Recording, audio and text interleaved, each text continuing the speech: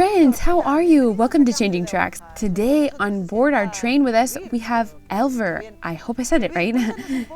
Elvir, tell us a little bit about yourself. I know that you're from Croatia, but tell us a little bit about the religious beliefs there, as well as telling us about yourself too. Yeah, of course. Thank you for inviting me. Croatia is nominally almost 90% Catholic, but not everybody is a practicing Catholic.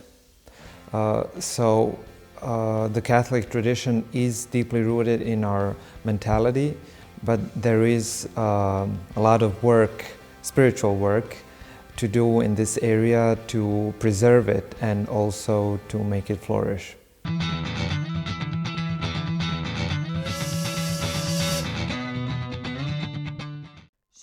Was your family a very strong Catholic family, or were they just nominally Catholic? Well, it's a complicated situation.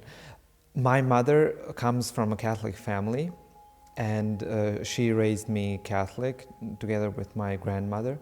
But my father comes from a Muslim family. Although he himself is not practicing and practically an atheist, he never, thanks be to God, tried to introduce me into Islam. So in my childhood, I was formed as a Catholic, but actually in a hidden way from the father, because he was against any religion. But did you receive the sacraments? Did you go to catechism class? Oh yeah, up until 12 I went to catechism, and I also received the first Holy Communion, and only when I was 14 or something I signed out of catechism, because in Croatia it's part of the school program, so I had it less than the best grade in catechism, so it was bad for my average, so I just quit catechism, so I never got confirmed in the childhood. Did you just leave catechism class because of your grades, or was there another reason? Did you have a relationship with the Lord? Oh, of course. A few years before, when I was 12, I consciously decided to become an atheist. Because as a child, I was raised Catholic. I did pray as a child, and I remember of my thoughts in prayer and of this relationship with our Lord I had.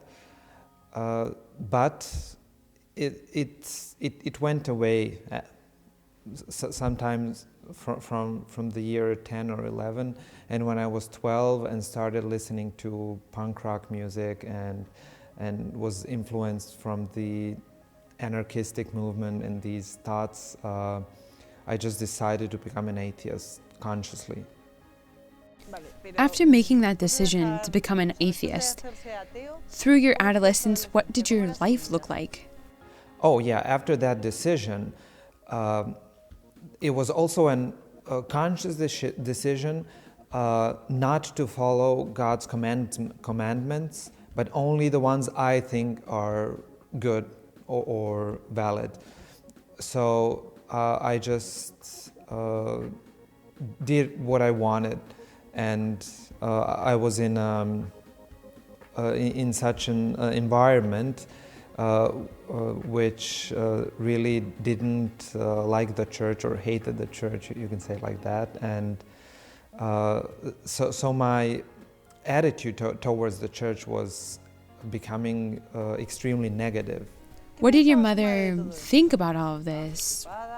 Was she worried? Oh yeah, of course. My mother was not happy about it, and she was praying for me, and she was actually continuously saying, oh, this is just a phase, and you'll come back to God and to the faith. And I was really deeply convinced that that's completely impossible, that God just doesn't exist, that's something people have come up with to explain things they cannot explain rationally, but now we have science, so that's just superfluous, that's unnecessary, so let's just get rid of it, of the whole religion stuff. And I thought that the complete spiritual world doesn't exist, so I was completely materialist in that sense. So when you die, you just cease to exist in any form, and that was it. Okay, this is changing a little bit where we are going with the conversation, but when did your attraction for extreme sports and cars begin? About at the same time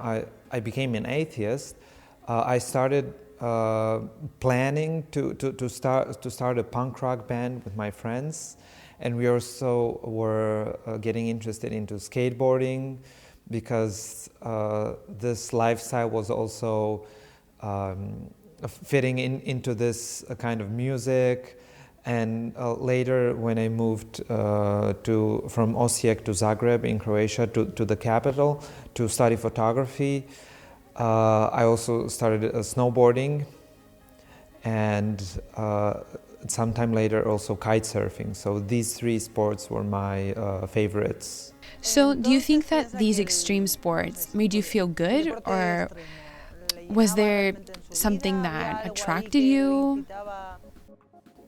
Well, also as a child, I was good in sports, but there was something special about skateboarding that attracted me. Actually, when I was a little child, I had like a skateboard for children or something, but that wasn't serious yet. But later, when I was 13, 14, I started doing tricks and jumping and sliding, grinding, that kind of stuff. And it just developed, and I really loved it. I enjoyed it. So what was your lifestyle like when you were studying photography? Was this in your university studies? Yeah, I enrolled at the Academy of Fine Arts in Zagreb to study cinematography and photography.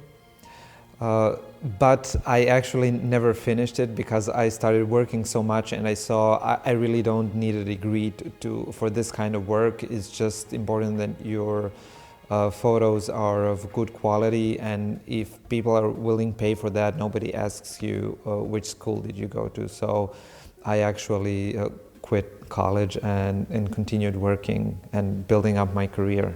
What was your life like when you quit college to begin work? What did you dedicate yourself to? Were you a photographer? Oh, I started first with photojournalism, and that means taking photos of all kinds of events from sports, politics, social events, everything you see in a newspaper. All these kinds of photos I've been taking, and also this diversity was attracting me because it wasn't monotonous. And later, I also working for the daily newspapers. Once a week that they have like an edition to the newspaper about cars, and a few times they've sent me to take photos of cars, and that brought the idea of specializing for photographing cars and motorcycles. So I went to this was all one big media house, so I went to the editor of this car magazine and asked him if I could work for them. And they said, okay, let's see. And they sent me on a shooting to see what kind of photos will I make. And they were afterwards they were satisfied. So I got the job, and up until I went to the monastery, I was taking photos of new cars. So you pretty much had your dream job, taking photos of cars, doing extreme sports on the side. It seems like everything that you wanted it to be. Is that what you experienced? Did you experience that happiness and fulfillment? Exactly. That was the job of my dreams. In my free time, I was doing the sports of my dreams. I had so many friends, and everything was very positive. Everything was very happy on the outside, but there was something missing. Even despite the fact that you were quite well known in Croatia, is that correct?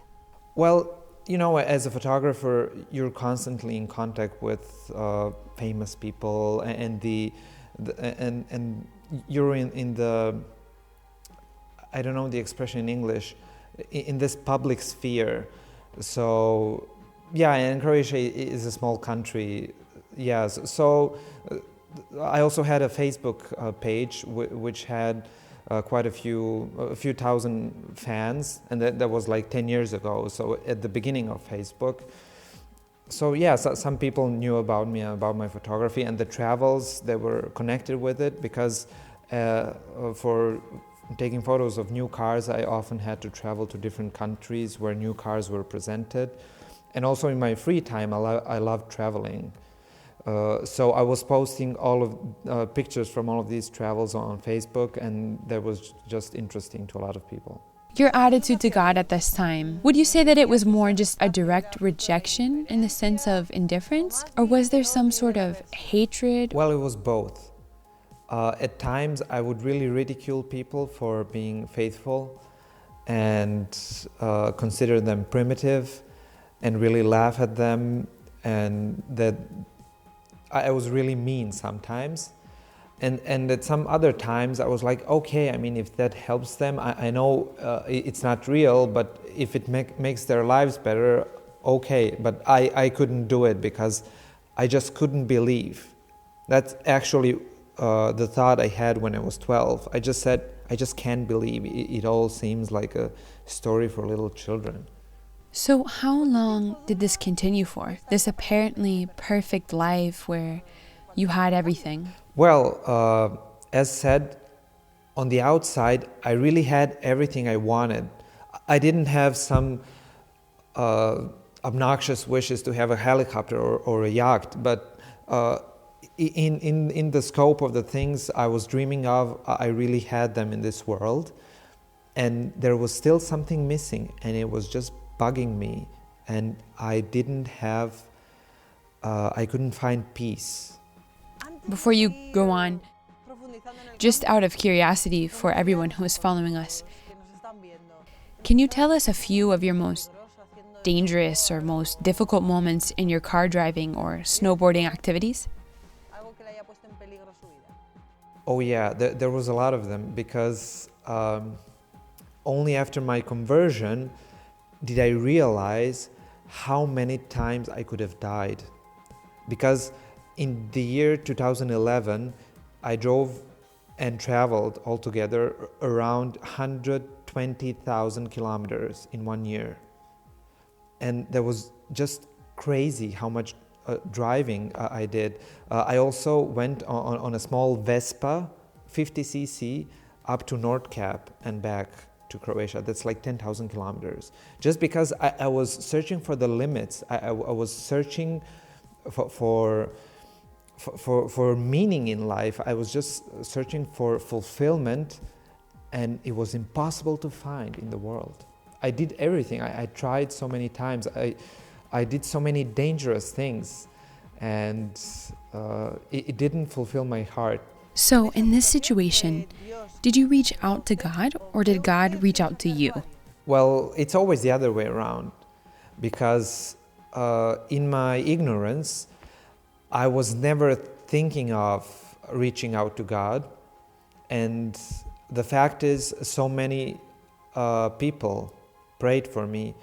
And first of all, my mother, because a friend of hers, who also prayed a lot for me, told her to pray for me like Saint Monica did for Saint Augustine. And she followed that advice and prayed to Saint Monica and Saint Augustine as well for my conversion, for an intensive period of, let's say, six years. And only because of that prayer did my heart become a little bit softer, not so hard like a heart of stone. And did I began thinking about higher things. And your first encounter with God, how would you describe that? Well, there were, in this whole testimony I usually give, there are three main points. First point was realizing that God exists, and also that the spiritual reality exists. That means also angels, and that we have a spirit, that we are spiritual beings. This fact alone is not enough for a conversion, which is a second step. And there was a conscious step to accept this reality and live in accord with this truth. And then the third step was, once I was faithful, becoming this vocation from God and then answering to it. So these three steps are the main points in this whole story. So, did that first step of realizing that there is a spiritual reality, did it come naturally by inspiration in a given moment? Or how did that actually take place? Well, there was also a process. First of all, some people already told me they've been to some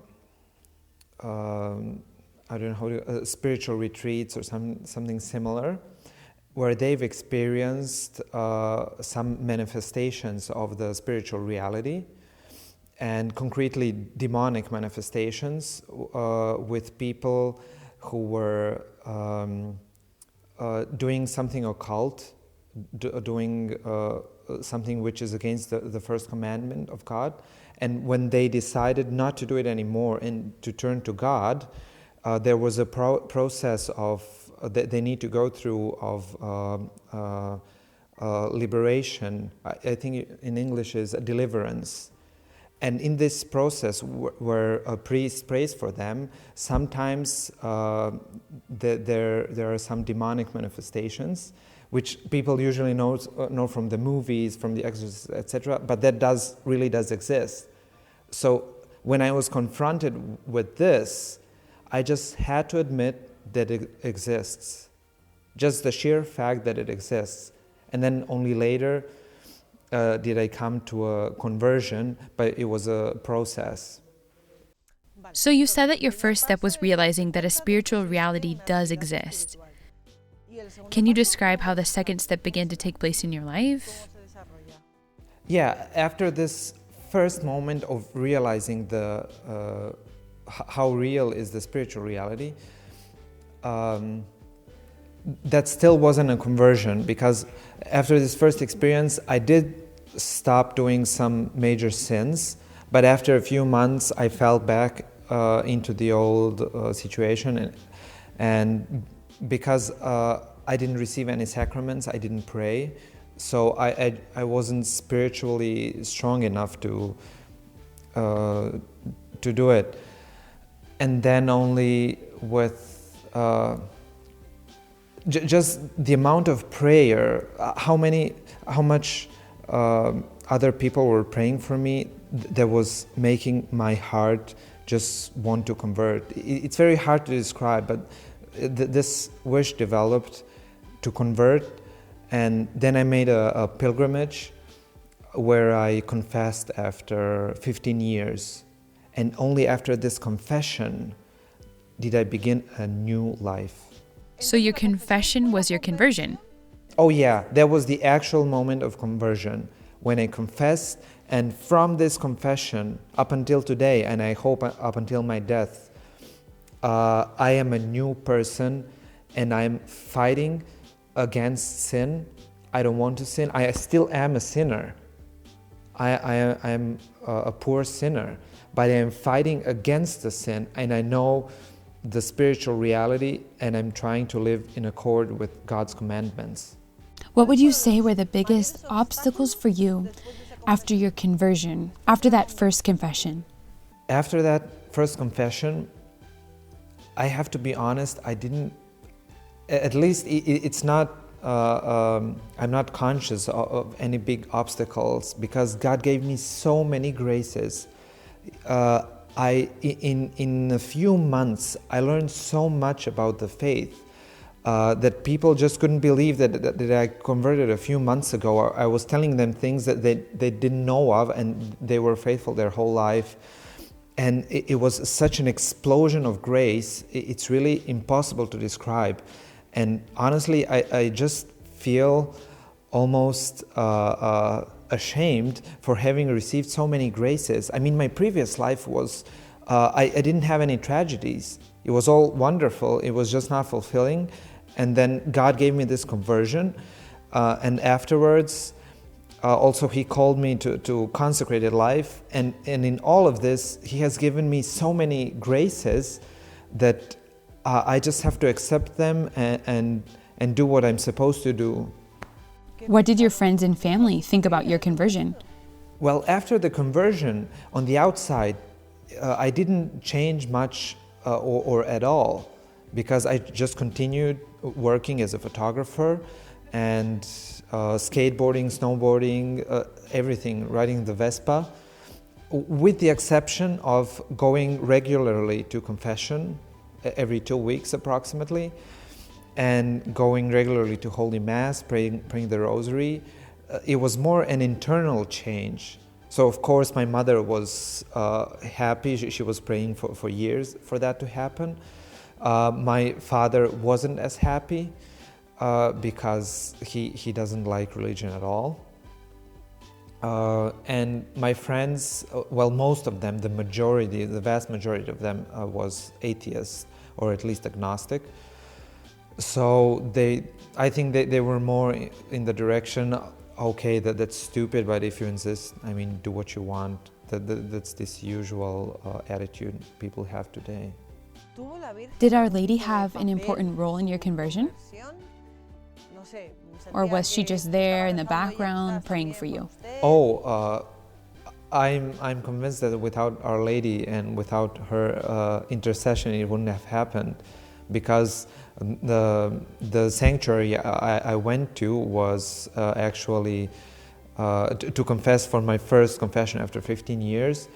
It was in Medjugorje, where there are alleged apparitions. And my mother consecrated me to Our Lady when I was born. So it was this big connection that goes through the whole of my life to Our Lady, which gives me so much strength. So can you tell us now that last step of your conversion, which you said is seeing what God wanted of you and carrying it out? We can see that you are religious, so can you explain a little bit how that call took place? Yeah, after my conversion, as said, on the outside, I didn't change much, but I started praying because other people gave me this advice to pray for my vocation, to see what is my purpose in life in this world. What has God created me for?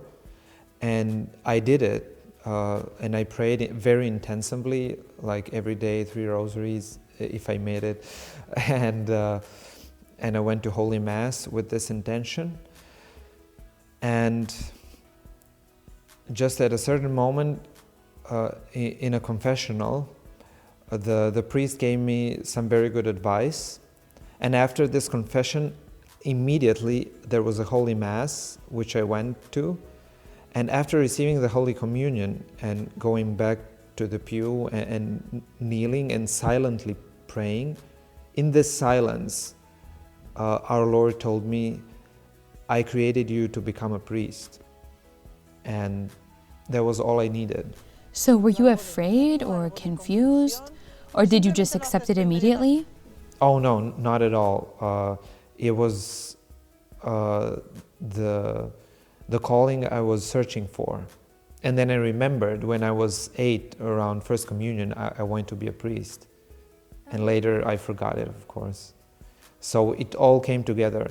It was just perfect, so peaceful, so encouraging and consoling, like, yeah, go do it. So after your conversion, most of your friends said, okay, if you really want to do that, that's fine. When you responded to your vocation, did they react the same way, or was there any kind of... Oh, of course, going to a monastery is a completely different thing. So I suppose many of them thought I was just crazy. I just went nuts.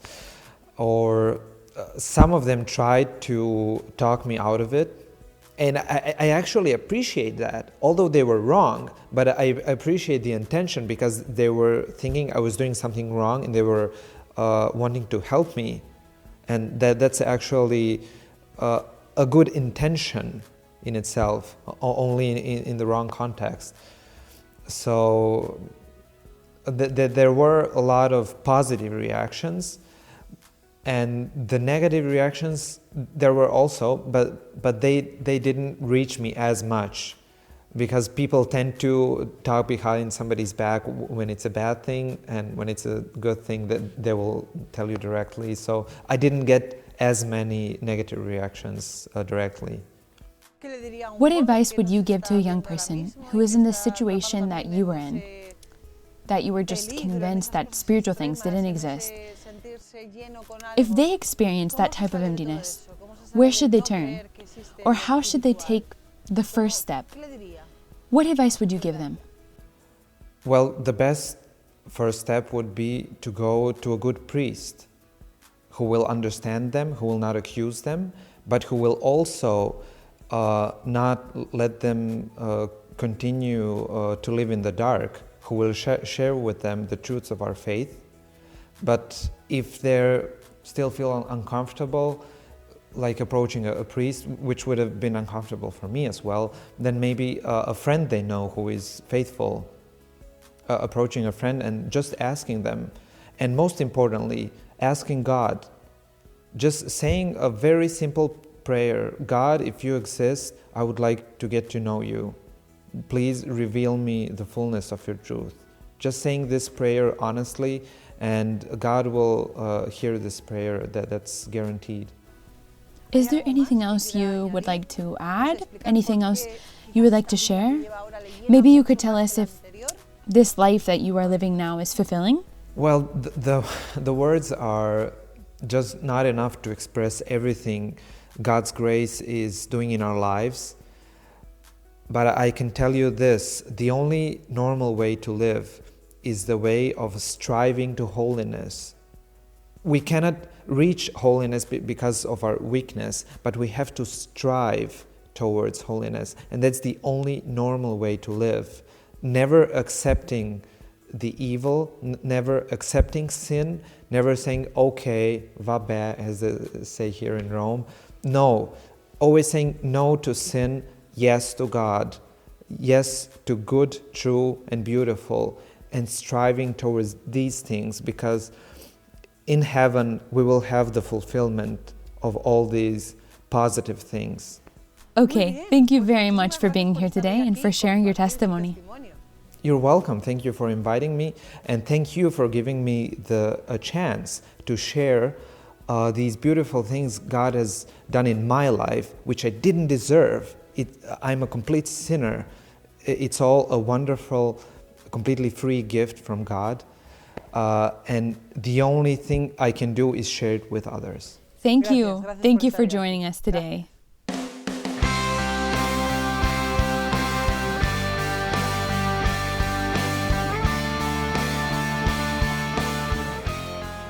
Friends, okay, let's see. Sport isn't bad. Sport is good.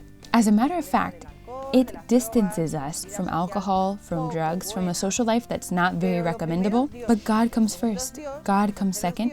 God comes third. And I could keep going on all day long. But what do we have to do? Really strive for holiness. Seek holiness. Can we play sports? Of course we can. In fact, our body is temple of our soul. We must take care of it. We must love it because God gave it to us. But God comes first all the time. Everything else, that's another story. Thanks for being there.